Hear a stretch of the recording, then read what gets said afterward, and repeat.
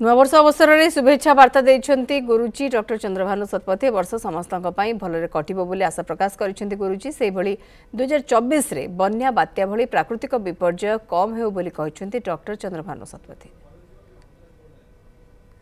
ओडिशा गोटे धर्म प्रधान सांस्कृतिक प्रधान राज्य जोठी लोक मानक सुजोग सुविधा मिले अत्यंत भल काम करती ख्याति अर्जन करमती एवं आम खेल ओडिशा आगे बहुत आगे आईटी इंडस्ट्री एजुकेशन भुवनेश्वर गोटे सेंटर है कामना रहा भाई भौणी मान ओडिशा से प्रार्थना करूँ श्री जगन्नाथ चरण में जे ये जाति को